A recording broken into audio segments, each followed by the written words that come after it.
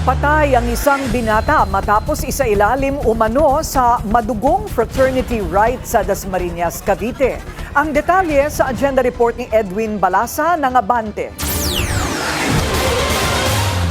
Isang 19 anyos na lalaki ang hinihinalang namatay dahil sa hazing sa Cavite.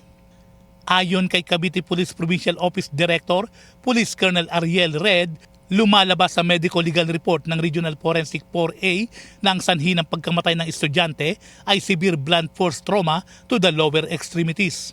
Kapansin-pansin ang mga pasa at kulay ng namumong dugo sa binti ng biktima. Dagdag ni Red, base sa initial report, isinagawa ang initiation rites sa isang open field sa Langkaan 1, Dasmariñas, Cavite.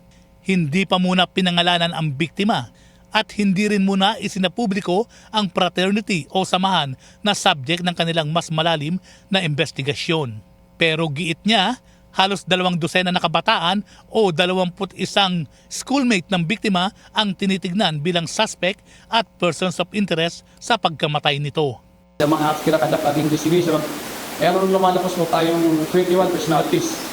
But yung siya po doon ay lumalabas sa ating investigation ngayon ay may parang at mayroon talagang direct participation doon.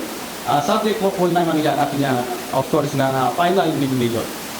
Nasa kustodiya na rin ng pulis ang driver ng sasakyang ginamit sa paghatid sa biktima na siya rin umanong huli nitong nakasama. May pagkakakilala na ang mga suspect at nagsasagawa na ng pursuit operation ng pulis sa kanilang mga bahay at iba pang posibleng pinagtataguan ng mga ito. Muli rin silang nagpaalala na ipinagbabawal sa batas ang hazing at mananagot ang mga lalabag dito. Para sa agenda, Edwin Balasa, Abante. Manatiling nakatutok sa Bilyonaryo News Channel. Sumubaybay sa aming social media accounts at mag-subscribe sa aming YouTube channel para sa mga bago at eksklusibong balita.